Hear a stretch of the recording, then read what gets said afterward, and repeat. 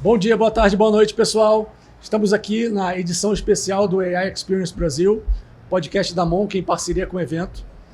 É um evento muito especial, é a primeira edição do evento enorme sobre inteligência artificial no Brasil, a democratização da tecnologia. E hoje estou aqui com a Cláudia e com o Vitor, do Humanizadas. E eu queria que vocês se apresentassem, por favor, muito bem-vindos, e contassem um pouco da Humanizadas para a gente. Boa. Bom, boa tarde, Terra. Boa tarde a todos. É uma satisfação estar aqui. Eu sou a Cláudia, eu faço parte do time comercial da Humanizadas e tem sido uma experiência que a gente vai dividir aqui um pouquinho, né, do nosso trabalho e como a gente pode apoiar as empresas a tomar decisões mais estratégicas usando os dados. Então, muito obrigada pelo convite. E você, Vitor? Bom, também é um prazer estar por aqui. Meu nome é Vitor, né? Sou sócio e CTO da Humanizadas, formado pela USP ali em computação. E estou na empresa faz 2 anos e meio já com esse desafio de conseguir integrar a IA para gestão estratégica de empresas, né? Que é um ponto bem complicado e bem gostoso também de trabalhar em cima, né? Desafiador, né? É. E qual é o pitch, Cláudia? Humanizadas. A Humanizadas é uma empresa que surgiu na USP, né? Na Universidade de São Carlos. Nós somos aí um spin-off, né? Há 5 anos a gente está em voo solo, né? E surgiu a partir da tese de mestrado e doutorado do nosso fundador, que é o Pedro Paro, né? Que era voltado para cultura e gestão de stakeholders, né? A partir daí surgiu uma pesquisa exatamente com esse objetivo, né, de diferenciar um pouco do mercado que tende a ouvir somente uma das pessoas envolvidas na organização, quer seja colaboradores, quer seja clientes, fornecedores. A nossa pesquisa, ela surgiu exatamente com o objetivo de ouvir múltiplos stakeholders, porque todos importam. A percepção interna e a percepção externa da sociedade também. Então, a partir disso, criou-se essa pesquisa. E aí, a partir daí, a gente tem desdobramentos, né? Identificamos a necessidade de consolidar as informações em um único local. Então, a gente desenvolve uma plataforma para poder consolidar os dados em um único lugar, que é um grande desafio nas empresas, né? Os dados hoje são muito pulverizados ainda. Então, a nossa solução vem exatamente para poder atender essa necessidade. E, com o tempo, a chegada da inteligência artificial, a gente aprimora, desenvolve uma inteligência artificial proprietária, né? Exatamente para poder trabalhar um ponto fundamental e que dificilmente as empresas ainda não sabem como lidar com a informação, que é o fato da análise qualitativa, né? Então, a nossa IA, ela vem exatamente com o objetivo de complementar, trazer mais dados a partir de não uma análise quantitativa, mas qualitativa. Aquele comentário que a gente faz na pesquisa, que a empresa dificilmente sabe como conduzir, o que a pessoa realmente está querendo fazer. Então, o nosso trabalho é esse. E a gente tem soluções para RH, para gestão de pessoas e também para sustentabilidade. Então, a gente faz aí a jornada completa, exatamente com o objetivo de apoiar as empresas na tomada de decisões estratégicas. Esse é o trabalho da Humanizadas. Eu acho que também, só para complementar, assim, a gente sempre teve um time muito especialista, né? Então, o pessoal que é PhD, mestre, doutor, enfim, é pós-doc. Então, geralmente, a gente faz esse trabalho mais de forma consultiva, ou seja, dado o contexto daquela empresa, a galera analisava todos os pontos ali e trazia os pontos de melhoria de forma muito ad hoc, né? Caso a caso ali. A IA também vem muito com uma intenção de conseguir escalar o negócio. Então, conseguir pegar essa inteligência nossa, não só de negócio, mas também científica, também de know-how do próprio negócio e conseguir escalar isso para atingir mais empresas e realmente tentar mudar esse mercado que hoje em dia ainda está com um nível de consciência muito baixo, no geral, né? Boa. Contratei vocês, como é que é o processo? Bacana. Bom.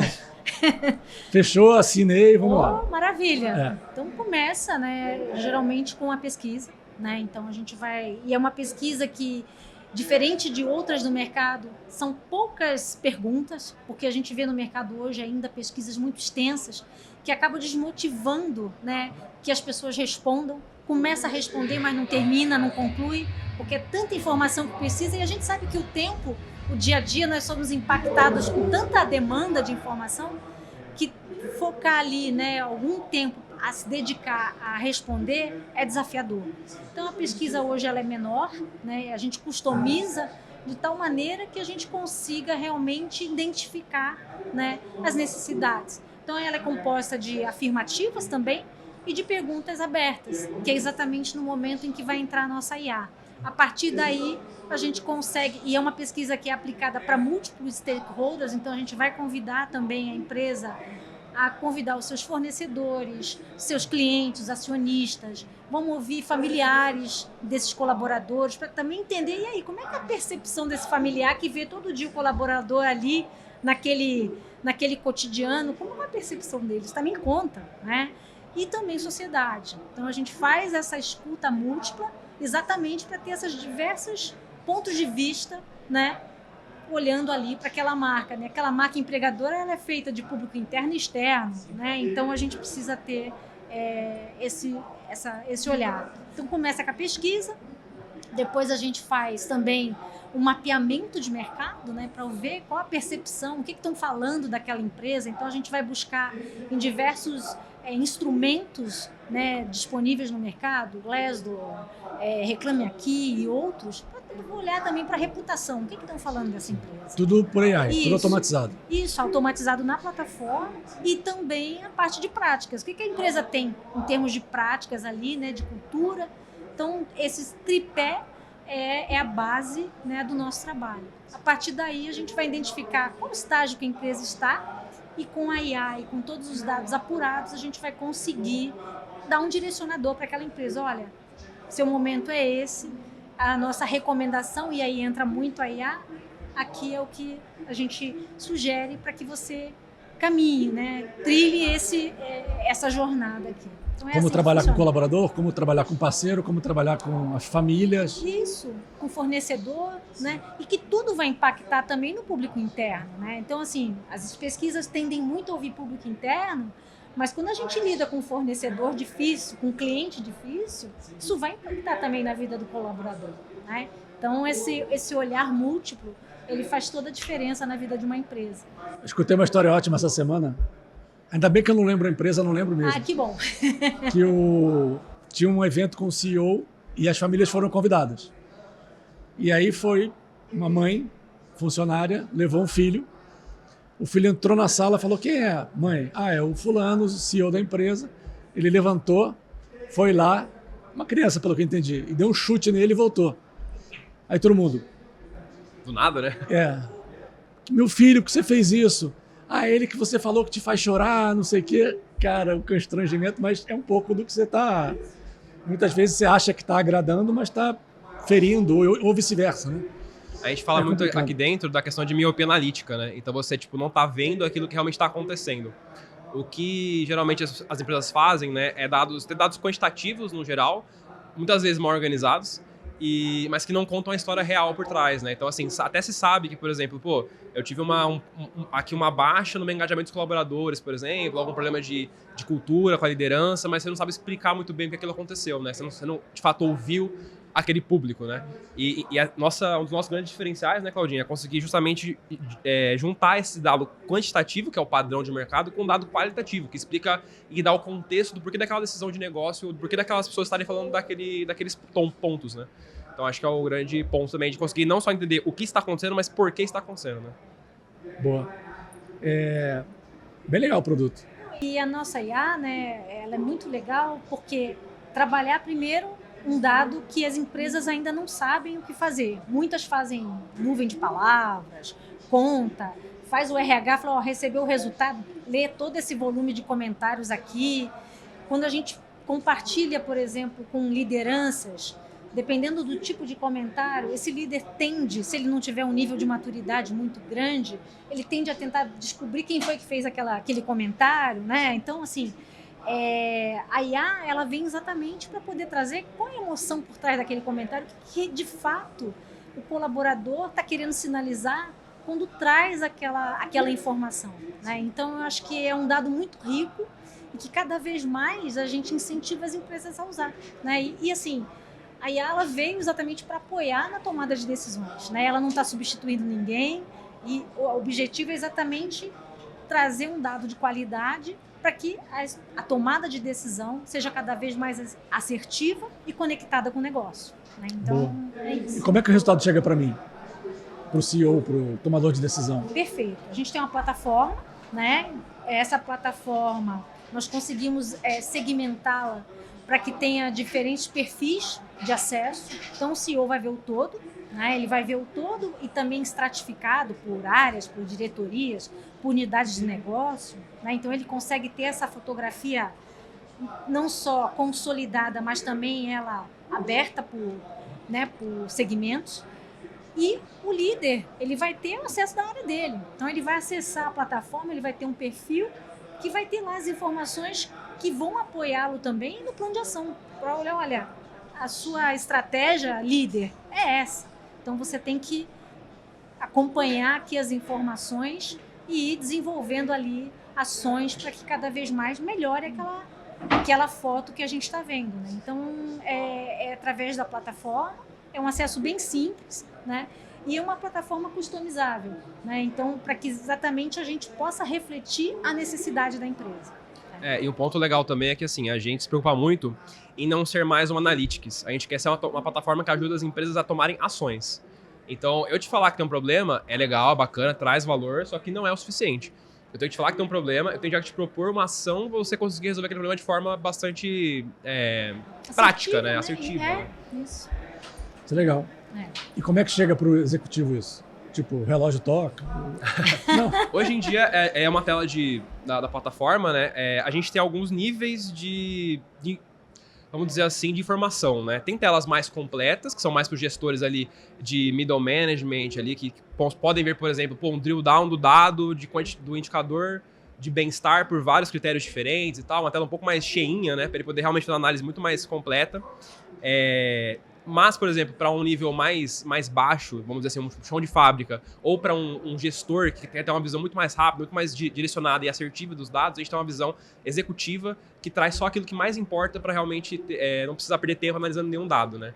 Então a gente tem essas diferentes formas de consumir ali o dado também. E eu acho que isso é importante, né? Porque hoje o grande desafio das empresas é que não falta dados. O problema é como a gente trata esses dados, como é que a gente lida com esses dados, né? Eu escuto essa frase há tanto tempo exatamente. E ninguém resolve. Ninguém resolve, exatamente. É o famoso bando de dados, né? É isso mesmo, né? E cada vez mais a gente percebe as organizações aplicando múltiplas pesquisas, né?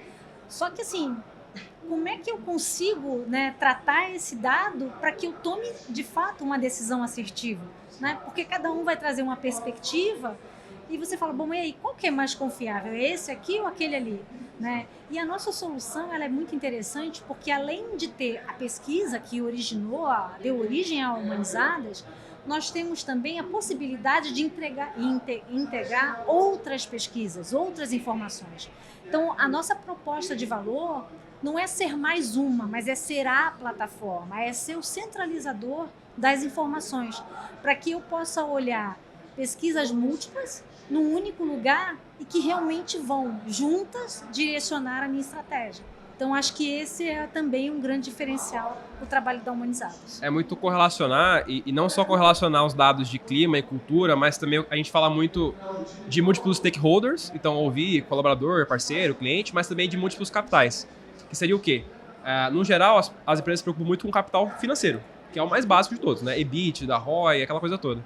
Mas também traz muito na plataforma essa visão de você também se preocupar, por exemplo, com capital humano, social, capital cultural, capital de inovação. Também são capitais que impactam no final no financeiro da empresa, né? Sem dúvida. Então a gente integra todos numa única visão. Turnover, contratação, isso, NPS, NPS. Churn, turnover, tudo isso daí também tem que estar...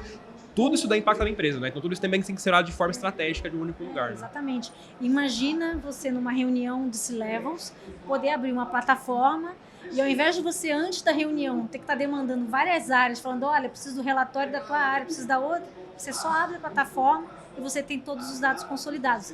Essa é a solução que a gente propõe, né? Centralizar todas as informações num único lugar. Isso vai agilizar a tomada de decisão, porque eu já estou com os dados ali, então assim, a foto é essa. Agora, o que eu vou fazer, né, com esses dados, aí é uma decisão nossa aqui, mas exatamente. Mas você não vai ter que ficar naquela ansiedade de fulano mandou o dado, que é isso que acontece hoje, né? E é tão bacana a plataforma, hoje a gente já tem ela está ainda em evolução, né? E hoje tem muita parte de soluções para RH, né? que foi também da nossa origem, a cultura, mas a gente está evoluindo agora também para colocar outros KPIs. Então, a parte financeira, né? Tem empresas, clientes nossos, que já usam hoje acompanhamento, por exemplo, das metas de PLR, já estão inseridas na plataforma. E como a gente tem hoje uma frente também de sustentabilidade, em que nós fazemos desde o diagnóstico preliminar de sustentabilidade, porque apesar da gente estar aí próximo à COP30, tem empresa que não está nem aí para sustentabilidade. Nem sabe o que é. Nem sabe o que é. Ou não quer saber. Ou então começa agora um movimento. Opa, peraí, será que eu tenho mesmo que olhar para esse tema? Então a gente faz desde esse diagnóstico preliminar, até hoje a gente está apoiando também empresas de capital aberto no desenvolvimento, na elaboração da modelagem financeira de FRS, que a partir de 2027 essas empresas vão precisar demonstrar ali no seu relatório de sustentabilidade. Então hoje a gente tem um serviço completo e tudo isso num único lugar. Imagina RH, financeiro, sustentabilidade, o CEO, os C-levels, poderem consumir todas as informações num único lugar. Facilita muito, agiliza muito. Né? Então, essa é a nossa proposta. Um ponto bem legal que você falou, a questão da modelagem financeira, né? O nosso plano de futuro, nosso grande sonho, vamos dizer assim, é ter na plataforma um módulo de financeiro, que seria o quê?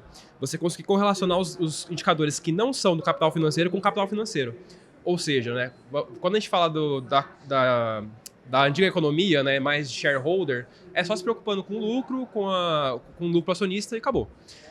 Quando você falava de questões mais, tipo, saúde do colaborador, bem-estar, meio que, tipo assim, não era tão relevante a ponto de ser a pauta principal, era sempre o financeiro. Porém, isso impacta no financeiro. A questão que a gente não sabe hoje em dia é medir o quanto impacta. A nossa proposta, que é uma proposta bem ousada aí, a gente pode dizer, né, é conseguir, com esses estudos e com essa nossa metodologia, conseguir fazer uma correlação e te falar, cara, se você aumentar esse seu indicador de bem-estar em, por exemplo, 0,3 ponto percentual, você vai impactar o seu EBITDA em tanto. Ou se aumentar o seu... por exemplo, a segurança psicológica dos colaboradores, você vai melhorar o seu lucro em tanto, sabe? E qual a periodicidade que você tem que ter o dado atualizado? Olha, a gente considera um período bom, né? Principalmente para essas medições, e a nossa plataforma, inclusive, também permite, né, que as empresas realizem pesquisas pulso, né? Se a cada trimestre a gente puder fazer algum tipo de medição, é muito importante, né? Porque a gente tende a ver no mercado que as empresas medem a cada um ano ou de forma bienal, e não é isso, né? A gente tem que ter o dado imediato, porque assim, medimos, identificamos ali oportunidades de desenvolvimento, implementamos a ação. Será que a cada 2 anos que a gente vai ver se aquela ação deu certo? Não, a gente tem que, até porque, se necessário, a gente precisa ajustar a rota. Eu vou esperar 2 anos para isso acontecer? De maneira alguma. Então, entendemos que anual ou bienal, como tem sido feito, não é o formato ideal. Acho que tem que ser algo mais rápido, exatamente para a gente poder fazer esses ajustes. Atualizado. Exatamente. Muita coisa acontece em período de 1 ano. Né? Claro. Então, ainda mais trimestral é interessante. E também não adianta ser todo dia, toda semana, todo mês. Por quê? Porque também demanda um tempo para que essa ação faça sentido, que ela realmente você perceba na ponta, né? Não é que você vai mudar a ação hoje, amanhã tá todo mundo falando, nossa, sensacional, mudou. Não é assim, as pessoas não percebem dessa forma tão imediata. Você tem que planejar, desenvolver, implementar para que realmente a pessoa perceba na ponta. Então, eu acho que cada trimestre é algo interessante. Muita gente pergunta como é que você se vê daqui a 5 anos, né? Aí eu ouvi uma resposta dizendo 5 anos hoje em dia é um século. Exatamente, basicamente. Né? Exatamente. Mas você vai numa entrevista de emprego, né? Isso sim. Muito comum ainda, né? Onde você se vê daqui a 5 anos? Cara, eu me vejo daqui a 1 mês, porque hoje, se a experiência do colaborador, principalmente, não for boa, do cliente não for boa, ele não permanece. Então não adianta eu querer ter uma visão de futuro a longo prazo. Tem que ser algo mais imediato. Né? Sim. Vocês vieram de dentro da academia, né? Isso. Da USP de São Carlos. Isso. Você já estava? Sim. Como é que foi essa experiência de ter uma ideia na universidade e se a universidade tem algum processo para apoiar esse tipo de ideia? Na verdade, eu não estava no processo de virar spin-off. Eu cheguei depois, mas eu conheço o Pedro, né, que é o CEO, e também a Ana, que faz parte do time de produto. Eles estavam nesse processo de virar spin-off. No geral, a gente viu que a estrutura da universidade ajudou muito a gente a conseguir chegar onde a gente chegou. A gente também tem um convênio com a FAPESP, né? Então, a Fundação de Amparo à Pesquisa do Estado de São Paulo. E a gente conseguiu, por conta das conexões da USP também que a gente tem, professores e tudo mais, conseguiu destravar o PIP fase 1 e fase 2, que nos deu aí mais ou menos R$1 milhão de investimento a fundo perdido da FAPESP, né? Então, essa conexão foi fundamental e acho que sem isso a gente não teria conseguido chegar onde a gente de fato chegou hoje em dia. Né? Boa. Tem algum case? Temos sim. Eu acho que vai falar do GVCH ISCO, né? Acho que é uma coisa interessante. Eu acho que é interessante, né? A nossa metodologia, além, né, de ser base da tese de mestrado e doutorado do Pedro ele é mentorado do Raj Sisodia, né? E a gente também tem ali uma conexão, né? A nossa ideologia com o capitalismo consciente. Né? Então, acho que só para contextualizar também, né? Acho que é importante. E a gente faz essa apuração também de mercado, analisamos mais de 3 mil empresas, não só brasileiras, mas também empresas estrangeiras, né? E é interessante que, acho que foi ano passado, né, que o GVCH ISCO nos procurou, o Banco Espanhol, né?